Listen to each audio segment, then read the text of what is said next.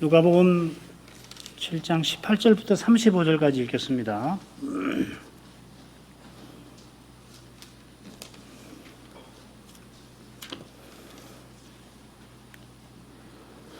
요한의 제자들이 이 모든 일을 그에게 고하니 요한이 그 제자 중 둘을 불러 죽게 보내어 가로되 오실 그이가 당신이오니까 우리가 다른 일을 기다리오리까 하라 하매 저희가 예수께 나아가 가로되 세례 요한이 우리를 보내어 당신께 말하기를 오실 그이가 당신이오니까 우리가 다른 일을 기다리오리까 하더이다 하니 마침 그 시에 예수께서 질병과 고통과 및 악귀 들린 자를 많이 고치시며 또 많은 소경을 보게 하신지라 대답하여 가라사대 너희가 가서 보고 들은 것을 요한에게 고하되 소경이 보며 안전뱅이가 걸으며 문둥이가 깨끗함을 받으며 귀머거리가 들으며 죽은 자가 살아나며 가난한 자에게 복음이 전파된다 하라. 누구든지 나를 인하여 실족하지 아니하는 자는 복이 있도다 하시니라. 요한의 보낸 자가 떠난 후에 예수께서 무리에게 요한에 대하여 말씀하시되 너희가 무엇을 보려고 광야에 나갔더냐? 바람에 흔들리는 갈대냐? 그러면 너희가 무엇을 보려고 나갔더냐? 부드러운 옷 입은 사람이냐? 보라 화려한 옷 입고 사치하게 지내는 자는 왕궁에 있느니라. 그러면 너희가 무엇을 보려고 나갔더냐? 선지자냐? 옳다. 내가 너희에게 이르노니 선지자보다도 나은 자니라. 기록된 바 보라 내가 내 사자를 네 앞에 보내노니 그가 네 앞에서 내 길을 예비하리라 한 것이 이 사람에 대한 말씀이라. 내가 너희에게 말하노니 여자가 낳은 자 중에 요한보다 큰 이가 없도다. 그러나 하나님의 나라에서는 극히 작은 자라도 저보다 크니라 하시니 모든 백성과 서리들은 이미 요한의 세례를 받은지라. 이 말씀을 듣고 하나님을 의롭다 하되 오직 바리새인과 율법사들은 그 세례를 받지 아니한지라 스스로 하나님의 뜻을 저버리니라. 또 가라사대 이 세대의 사람을 무엇으로 비유할꼬 무엇과 같은고 비유컨대 아이들이 장터에 앉아 서로 불러 가로되 우리가 너희를 향하여 피를 불어도 너희가 춤추지 않고 우리가 애곡을 하여도 너희가 울지 아니하였다 함과 같도다. 세례 요한이 와서 떡도 먹지 아니하며 포도주도 마시지 아니하며 너희 말이 귀신이 들렸다 하더니 인자는 와서 먹고 마시며 너희 말이 보라 먹기를 탐하고 포도주를 즐기는 사람이요 세리와 죄인의 친구로다 하니 지혜는 자기의 모든 자녀로 인하여 옳다함을 얻느니라. 주님께서 가버나움에서 백부장의 죽어가는 종을 고쳐주시고 이어 나인성에 가셔서 과부의 죽은 아들을 살리셨습니다. 예수의 이 소문이 온 유대와 사방에 두루 퍼졌습니다. 오늘 살필 사건이 바로 이 일과 붙어 있습니다. 그 두루 퍼진 소문을 요한의 제자들이 듣고서는 요한에게 전했던 겁니다. 요한이 두 제자를 주님께 보내어 중요한 질문을 드립니다. 오실 메시아가 당신이십니까? 이 질문을 받으시고 예수님께서 요한이 누군지를 무리에게 교훈하십니다. 이것이 첫 번째 부분인데 18절부터 28절까지가 됩니다. 29절부터 35절은 이 교훈이 요한이 누구인가 하는 이 교훈이 얼마나 중요한가를 주님께서 비유를 통하여 드러내십니다. 세리와 백성은 요한의 세례를 받았지만 바리새인은 받지 않았는데 바로 그 이유가 비유의 핵심 내용에 속합니다. 바리새인이 예수님을 세리와 죄인의 친구라고 비난하지만은 지혜는 그의 모든 자녀를 인하여 옳다함을 얻을 것입니다. 이 진리, 지혜가 모든 자녀로 인하여 옳다함을 얻는다는 이 진리가 주님께서 한 바리새인의 집에 초청받아 가시는 사건에서 입증이 될 것입니다. 36절부터 50절까지 한 여인이 자기를 죄인 취급하는 바리새인의 집에 담대히 들어와서 주님을 향한 순결한 사랑을 드러낼 겁니다. 주께서 이 여인의 큰 죄를 사하여 주신 것입니다.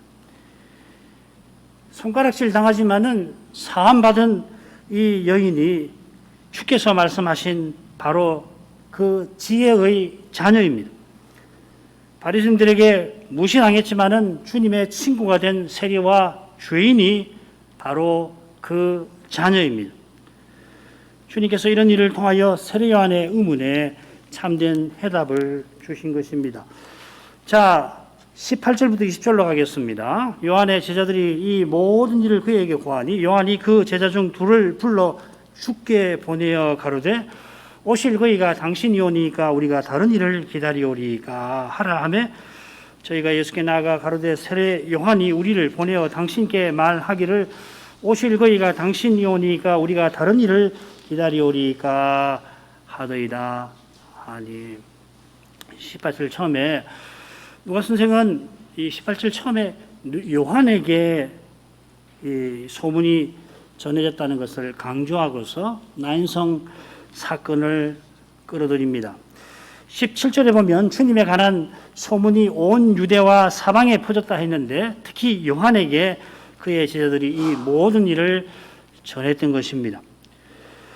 17절에 보면은 주님께 관한 이 소문이 퍼졌다 했고 18절에는 이 모든 일에 관하여 요한의 제자들이 전했다 이렇게 되어 있습니다. 나인성 밖에서 사람들이 하나님의 영광을 보고서 하나님께 영광을 돌렸습니다만은 정작 자기들 앞에 계신 하나님은 그저 큰 선지자로만 여겼습니다.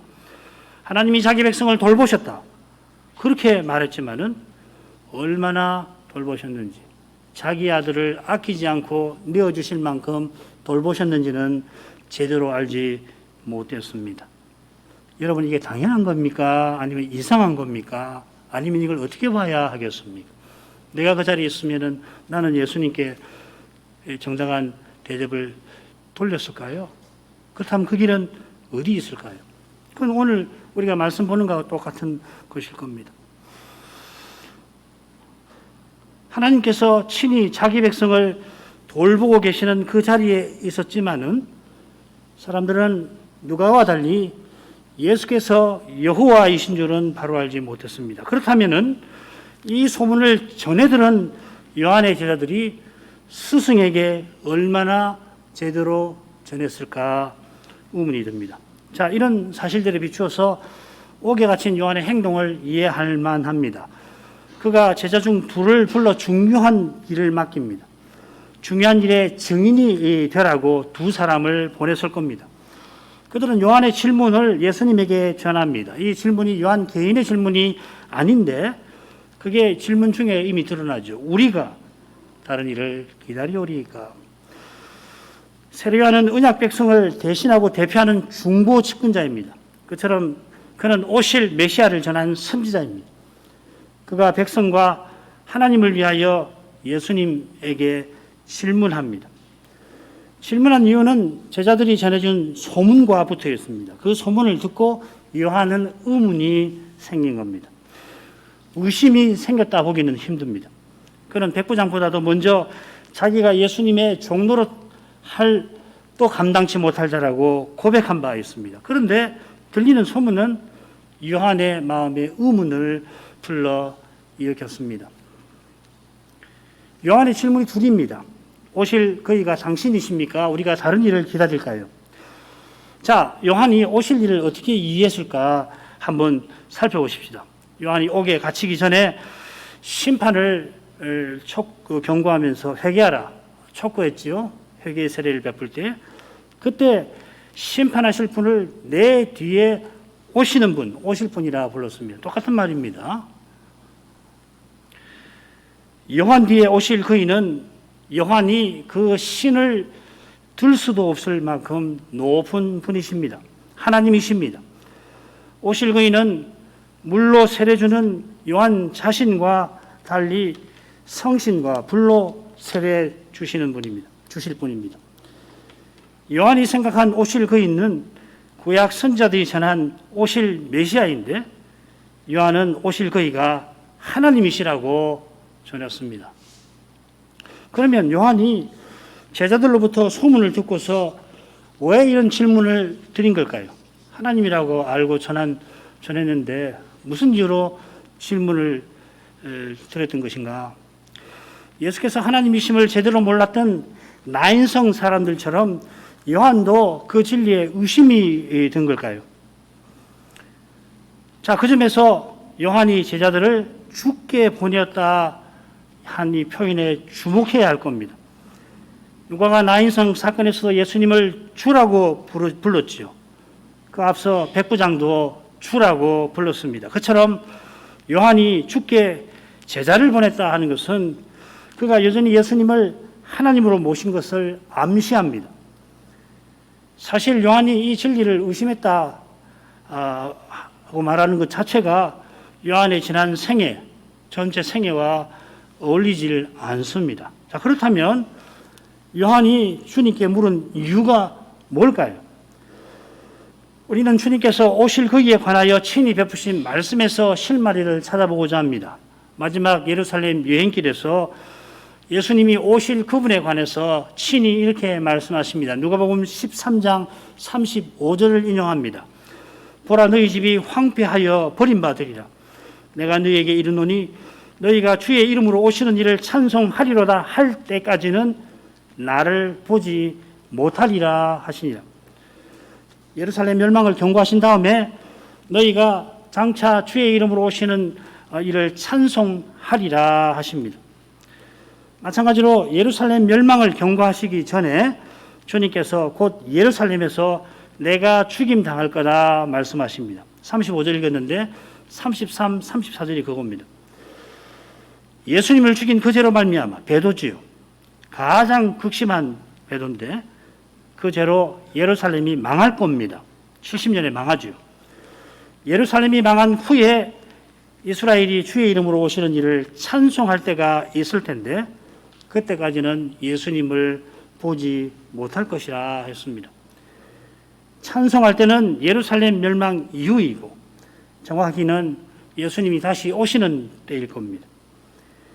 지금 주님께서 말씀하시는 일들, 주님의 죽으심, 예루살렘의 멸망, 주님의 다시 오심, 우리는 이제 꽤 압니다. 그러나 세례요한은 그렇지 않습니다.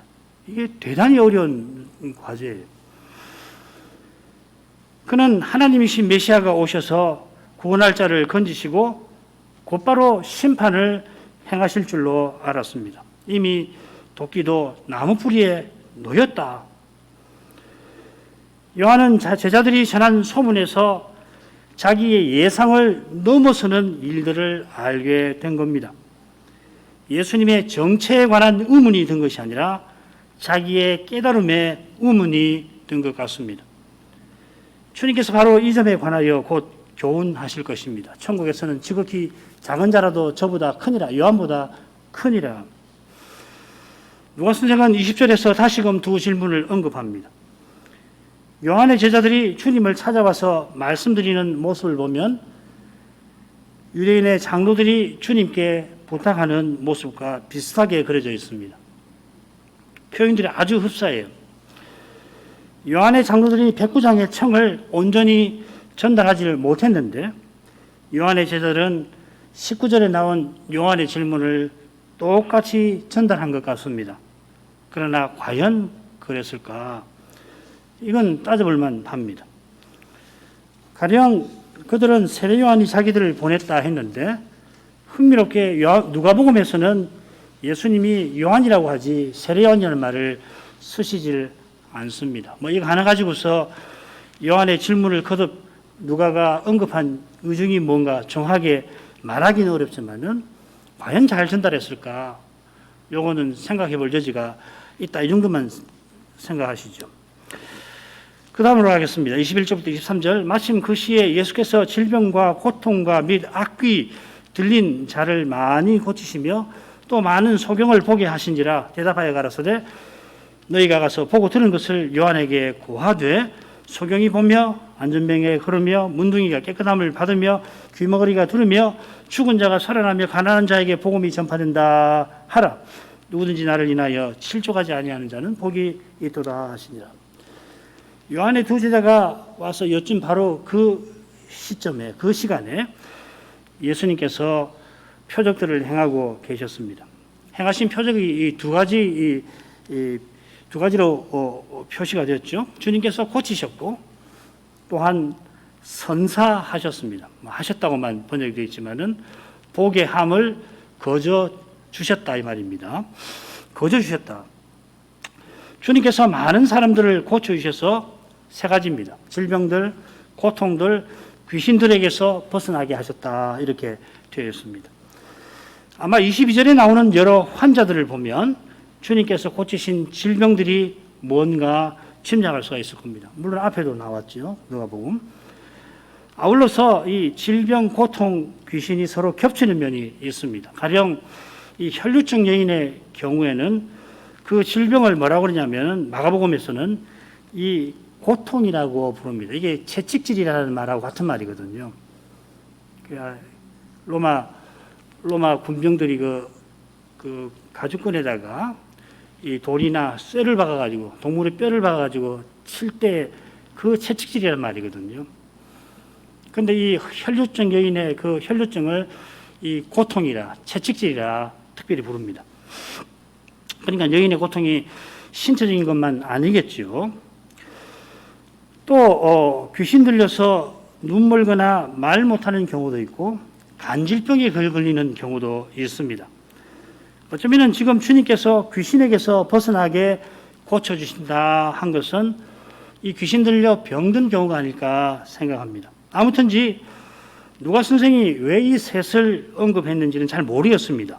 흥미로운 점은 많은 소경을 보게 하신 일을 앞선 세 경우와 따로 언급을 하고 있다는 겁니다. 이 눈 앞을 못 보는 이 병을 질병 중에 하나로 표시할 수도 있는데 구분을 해놨어요. 그 이유는 분명합니다. 이어 나오는 주님의 말씀과 붙어 있습니다. 주님께서 이 앞 못 보는 사람 고치신 일을 바로 언급하시죠. 앞을 못 보는 일을 보게 하셨는데 누가는 거저로 베푸셨다, 은혜로 베푸셨다 이렇게 표현합니다. 이 낱말이 은혜로 베푸셨다는 이 낱말이 죄인인 여인과 바리새인 사건에 거듭 등장할 겁니다. 탕감하다 하는 말로 거기 나옵니다. 같은 말입니다. 거저 주다, 탕감하다. 두 표현을 통해서 누가 선생은 주님의 표적이 고침과 은혜의 성격을 지닌다고 드러내는 겁니다. 그처럼 주님의 표적은 죄와 죽음의 권세에서 의와 생명의 나라로 옮기시는 것을 가리키는 겁니다. 주께서 많은 병자를 고쳐주시고는 요한의 제자들에게 대답해 주십니다. 가서 보고 들은 것을 전하라. 그들이 얼마 전에 주님께서 행하신 일에 관하여 들은 소문을 요한에게 전했습니다. 이제는 보고 들은 것을 전하라 하십니다. 더해서 그들이 보고 들은 것이 무언가를 주님이 직접 열거까지 해주십니다. 그들이 보고 들었지만은 주님께서 그들이 보아야 하고 들어야 할 것이 무엇인지를 가르쳐 주시는 겁니다. 직접 보고 듣더라도 나인성 사람들처럼 보아야 할 것을 보지 못할 수가 얼마든지 있습니다. 더욱이 이 자리에 요한이 있지는 않습니다. 요한에게 바른 대답을 주시려고 그들에게 보고 들어야 할 것을 일러주시는 겁니다. 요한이 보냈지만은 요한만큼 주님을 알지 못하는 이 요한의 제자들도 알아야 할 것을 알게 하시려고 너희도 알아라. 소문 듣고 나에 대해서 너희 생각에 갇히지 말고 내가 일러주는 말 잘 들어라 이 말이죠. 흥미롭게도 보고 들은 것을 전하라 하신 주님께서 앞을 못 보는 이가 보는 것을 필두로 해서 마지막에는 가난한 자에게 복음이 전파되는 일을 언급하십니다. 이 둘은 각각 이사야의 유명한 예언과 붙어 있습니다. 35장 5절, 61장 1절입니다. 그때 소경의 눈이 밝을 것이며 귀머거리의 귀가 열릴 것이며 61장 1절 가난한 자에게 아름다운 소식을 전하게 하려 하시며, 이 두 예언은 오실 그분이 가져다 줄 구원을 전하고 있습니다. 자, 그런데 35장이나 61장 가보시면 35장 4절 보면 뭐라고 되어 있냐면, 하나님께서 오사 보복하실 것이라, 그리고 오사 너희를 구하시리라.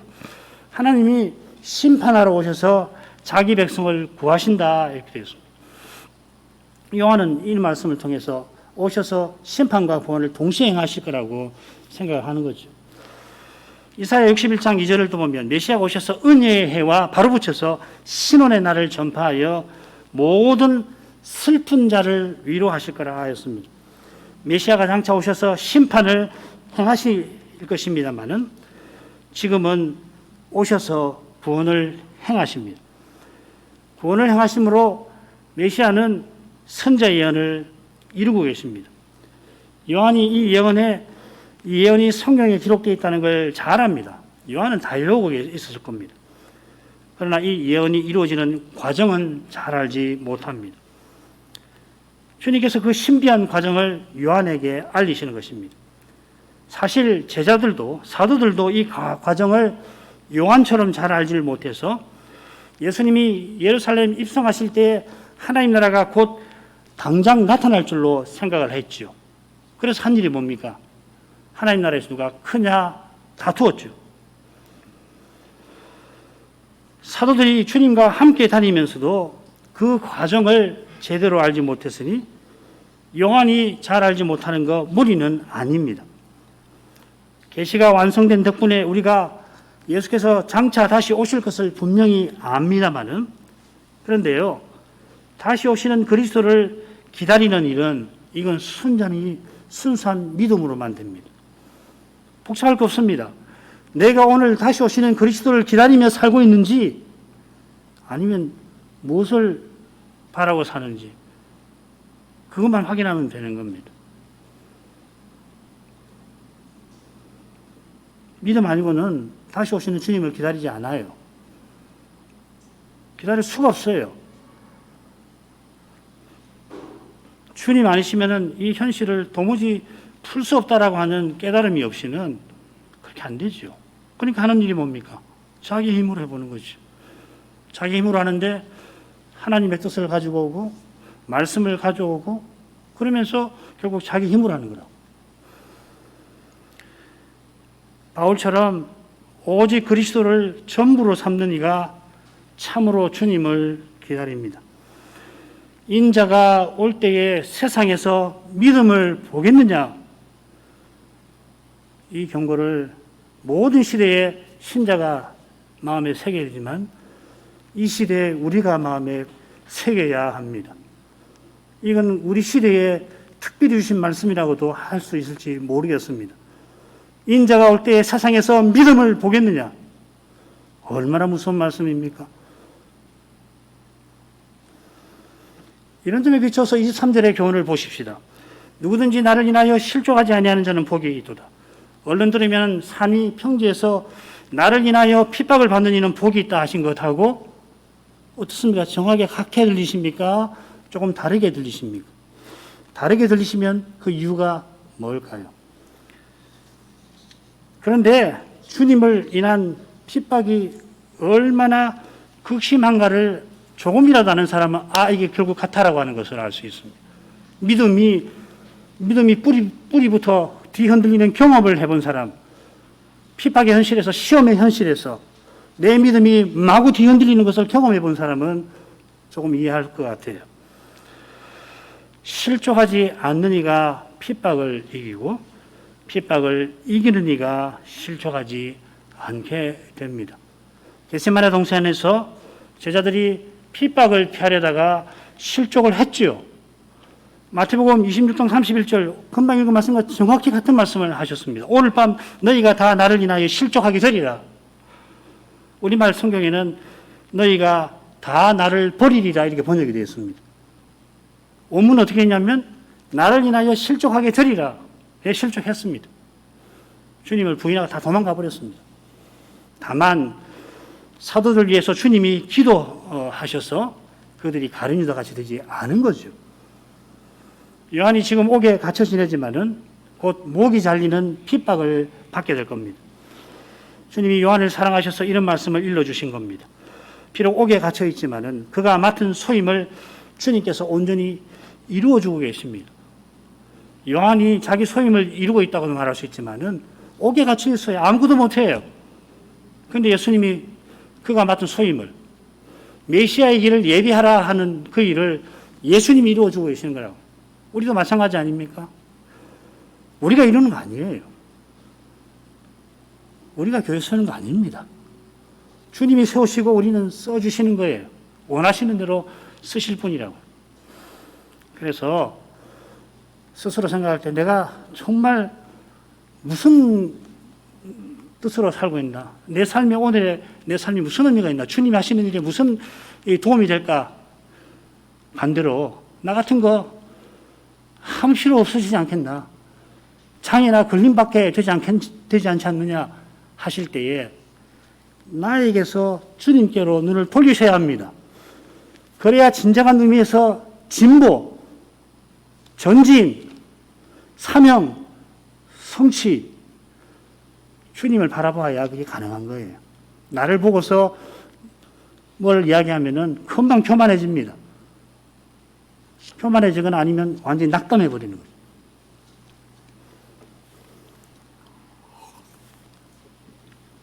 요한을 사랑하셔서 그의 소임을 주님이 이루어주고 계십니다. 요한이 예비한 길로 힘써서 걸어가고 계십니다. 옥에 갇힌 거 얼마나 억울하게 하겠어요.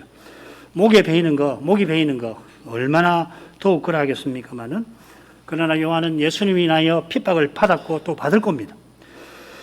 요한이 위대해서 스스로 핍박 견딘 거 아닙니다. 요한 스스로는 사도들처럼 얼마든지 실족할 수 있었습니다. 그처럼 적그리스도가 핍박하게 될 그때에 주님께서 함께 하셔서 우리로 견디게 하실 것입니다. 마귀가 잠시 결박에 놓인다고 했습니다. 재림 전에 마귀가 결박에 놓여요. 지금은 결박도 있는 상태인데도 이 정도입니다. 그런데 베드로가 극심하고 주님 오시기 직전에 잠시 마귀는 결박에서 놓입니다. 얼마나 교회를 핍박할 건가. 온갖 수단을 다 동원해서 교회와 신자를 미혹할 것입니다. 그런 두려운 순간도 그러나 주님의 손안에 분명 있습니다. 이 확신은 날마다 회개하는 사람만, 바울같이 날마다 죽는 이만 이런 확신을 갖는 것이에요. 이어 주님께서 세례 요한에 관해서 교훈하십니다. 24절부터 26절까지 읽습니다. 요한이 보낸 자가 떠난 후에 예수께서 무리에게 요한에 대하여 말씀하시되 너희가 뭘 보려고 광야에 나갔더냐? 바람에 흔들리는 갈대냐? 그러면 너희가 무엇을 보려고 나갔더냐? 부드러운 옷 입은 사람이냐? 보라, 화려한 옷 입고 사치하게 지내는 자는 왕궁에 있느니라. 그러면 너희가 무엇을 보려고 나갔느냐? 선지자냐? 옳다. 내가 너희에게 이르노니 선지자보다도 나은 자니라. 요한이 이 보낸 자, 이 천사라는 말을 썼어요. 사자라고 번역을 할 수 있습니다. 여러분 갖고 있는 영어 성경에 messengers라고 되었을 겁니다. 그들이 떠나자 주님께서 무리에게 말씀을 꺼내십니다. 누가가 요한의 두 제자를 사자라 부른 듯이 뭔가 생각을 해볼 만합니다. 이 천사라고 흔히 번역되는 이 말이 누가복음에 25번 나오는데 3번을 제외하면 하늘의 천사들입니다. 3번 중에 한 번은 요한이 보낸 사람, 금방 읽은 경우죠. 또 한 번은 하나님께서 보내신 요한을 가리키고요. 나의 사자라고 말라기에 나오죠. 나머지 한 번은 주님께서 예루살렘 여행에서 앞서 보내신 사람들을 가리킵니다. 이런 통계는 주님께서 요한에 대하여 높이 평가하신 것과 붙어 있을 겁니다. 선지자보다 나은 자라 하셔서 요한의 사자들이라는 말을 쓰는 것 같아요. 주님이 이만큼 요한을 높이 평가하실 만큼 백성 중에 요한은 큰 존경을 받고 있습니다. 요한의 질문에 무리는 주님과 요한의 관계를 자연히 생각하게 될 겁니다. 이 관계에 관한 생각이 문제가 생기면은 무리가 주님을 믿는 일에 장애가 될 겁니다. 이 장에는 적어도 무리가 바리새인의 교훈을 좇다가 주님을 떠나게 되는 것만큼 심각할 수 있습니다. 주님께서 무리의 유익을 위해서, 물론 사도들의 유익을 위해서 요한에 관하여 교훈하십니다. 주님께서 무리가 광야에 나간 사실을 드십니다. 이는 그들이 요한의 세례를 받으려고 그를 찾아간 일일 겁니다. 그때 그들이 보았던 요한을 바람에 흔들리는 갈대에 비기십니다. 주님께서 곧 장터아이의 비유를 베푸시는데 요한은 주님처럼 이 세대 사람들이 요구하는 대로 따르지 아니하는 인물로 비유에 나옵니다. 그처럼 요한이 지금 옥에 갇힌 이유를 다들 아는데 아무도 요한을 시류를 따라 말하는, 자기의 유익을 위해서 이런 말하고 저기서 저런 말하는 그런 인물로 생각지 아니할 겁니다. 요한은 하나님의 율법을 조차 안디바스를 책망했고 그처럼 광야에서 하나님께 받은 말씀을 전한 선지자입니다. 이어 부드러운 옷 입은 자에게 요한을 비기십니다. 이것은 요한이 약대 트롯을 입은 사실과 붙어 있을 겁니다. 이 옷은 엘리야 선지자가 입던 건데 엘리야가 왕궁 사람 아합과 이세벨을 책망하였습니다. 그처럼 요한은 보냄받은 선지자답게 이스라엘의 왕을 바로잡으려다가 옥에 갇혔습니다. 주님께서 너희가 무엇을 보려고 나갔느냐, 선지자냐 물으시고 옳다 하시며 요한이 무리들이 알고 있는 것처럼 선지자라 인정해 주십니다. 무리가 요한을 보러 광야에 간 것은 잘한 일입니다. 옳다, 잘했다. 그가 전한 말씀을 들었으면 정말 잘한 일입니다.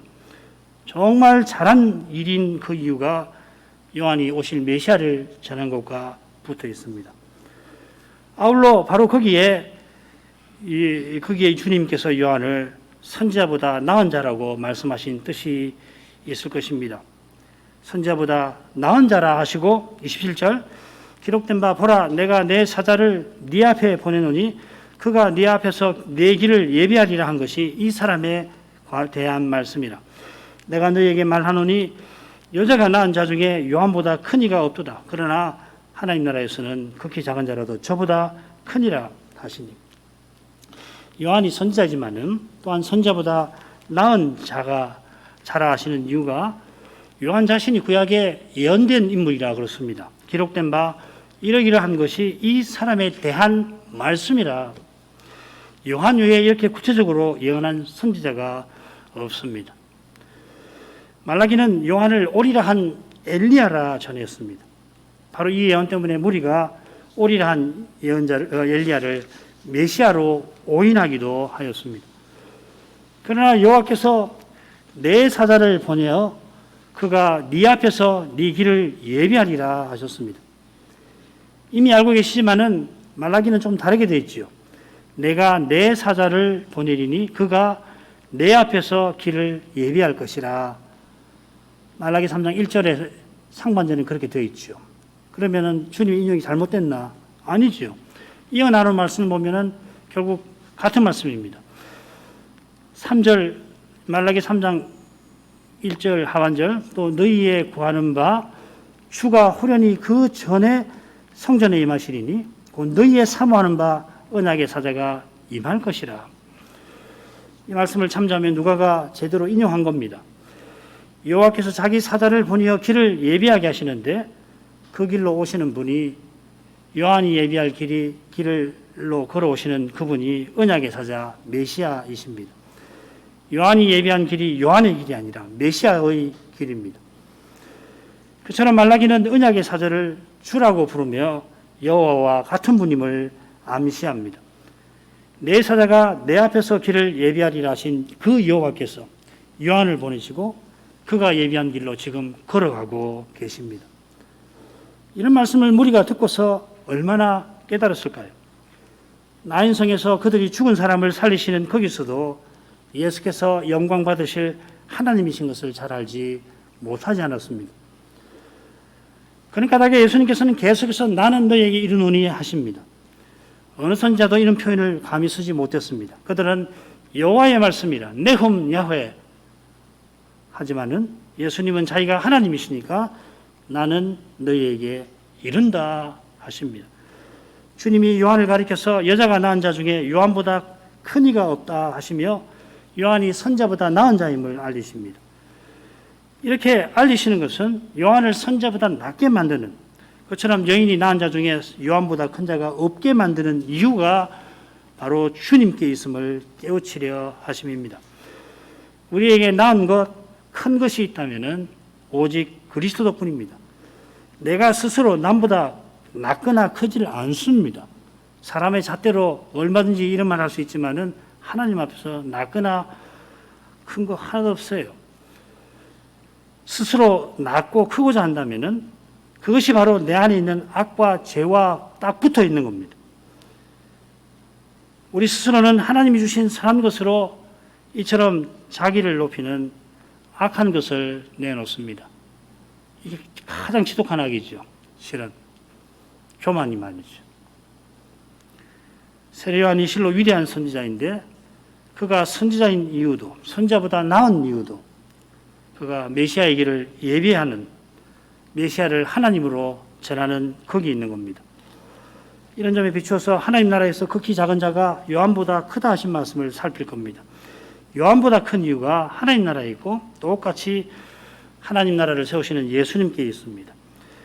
주님께서 하나님 나라에 들어온 자마다 요한보다 큰 이유를 말씀하십니다. 마태복음 11장에 보면은 요한이 선지자와 율법이 예언한 때에 속한 거기에 있는 겁니다. 요한은 결국 천국이 가까이 왔다 전했고 예수님께서는 천국이 너희 안에 임했다 선언하십니다. 우리는 주님의 십자가와 부활을 알고 주님의 재림도 합니다마는 옥에 갇힌 요한은 이런 일을 제대로 알지 못한 채로 세상을 곧 떠날 겁니다. 이런 이유로 역시 그리스도와 하나님 나라 덕분에 극히 작은 우리라도 요한보다 큰 것입니다. 단서가 있어요. 이게 뭐 단서도 아닌데 그리스도를 믿고 하나님 나라를 드러내는 그 일이 있다면 실로 위대한 겁니다.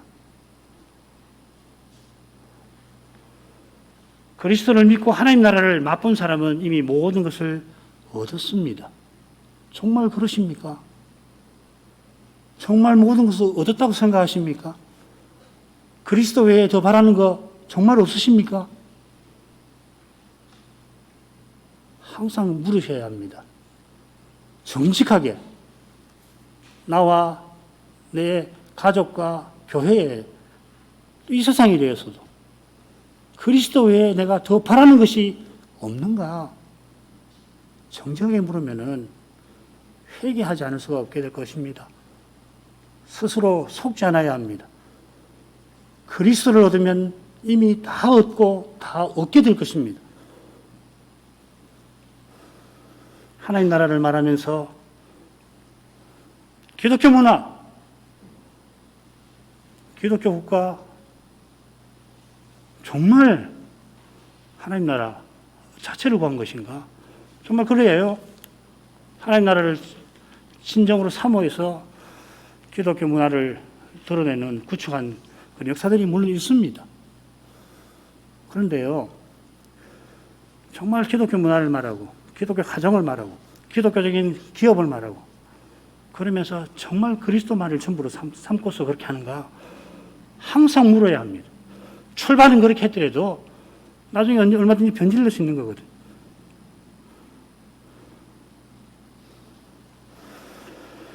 하나님 나라를 말하면서 실은 세상의 영화나 사람의 영화를 구하는 것은 그러니까 끊임없이 비교해야 되죠.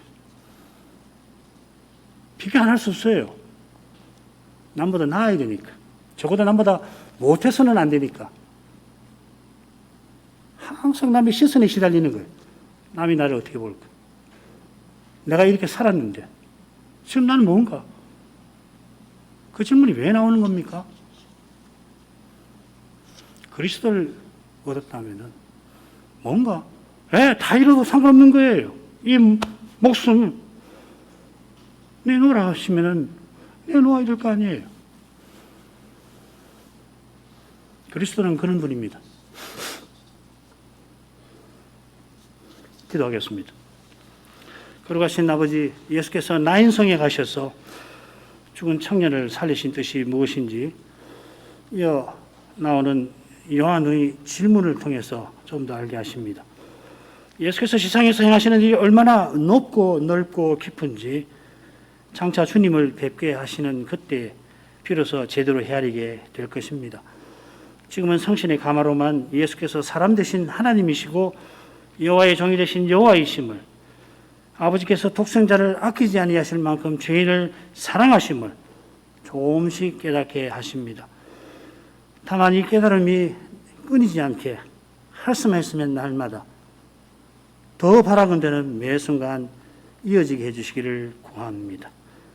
그처럼 그리스도를 믿고 하나님 나라를 맛보는 이것이 우리에게 전부임을 참으로 깨우치게 하옵소서. 하여 오직 그리스도를 전부로 모시고 하나님 나라를 참으로 추구하며 살게 하옵소서. 그 길이 주님이 십자가로 나가신 그 길과 다 붙어 있지만은, 그러나 그 길로만 아무도 가지 않는 길이라 할지라도 홀로라도 걸어갈 심정을 잃지 않게 하옵소서. 그 길만 육신의 부활에 이르는 유일한 길이고 또 부활의 생명으로만 걷는 길인 줄 압니다. 은혜로만 그 길을 알고 걷습니다. 하늘아버지의 은혜를 겸손히 구합니다. 예수님 이름으로 기도합니다.